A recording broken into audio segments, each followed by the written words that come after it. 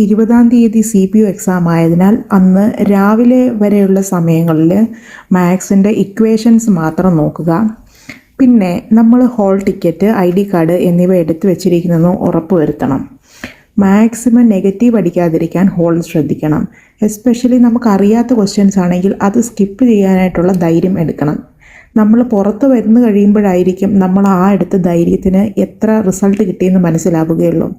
60 മാർക്കിനുള്ള question നമ്മൾ attend ചെയ്ത് കഴിഞ്ഞാൽ അതിൻ്റെ അകത്ത് നെഗറ്റീവ് അടിച്ച് തന്നെ നമ്മൾ 10-15 മാർക്ക് കളയും. സോ നെഗറ്റീവ് അടിക്കാതെ നമുക്കറിയാത്ത ക്വസ്റ്റ്യൻസ് കളയാൻ ശ്രമിക്കണം. പലർക്കും അറിയാത്ത ക്വസ്റ്റ്യൻസ് തന്നെ ആയിരിക്കും നമുക്കും അറിയാത്തത്. ആർക്കും അറിയാത്തത് നമ്മൾ എഴുതി തെറ്റിച്ച് കഴിഞ്ഞാൽ നമ്മുടെ റാങ്ക് ലിസ്റ്റിൽ പുറകോട്ട് നമ്മൾ പൊയ്ക്കൊണ്ടിരിക്കും എന്നുള്ള സത്യം നിങ്ങൾ മനസ്സിലാക്കണം. പിന്നെ ഹോളിൽ കൃത്യസമയത്ത് എത്തിച്ചേരണം. വഴിയും മറ്റും എല്ലാം നേരത്തെ കണ്ടു വെച്ചിരിക്കണം. പിന്നെ അവിടെ ചെന്നിട്ട് പിന്നെ പഠിക്കാൻ നിൽക്കരുത്.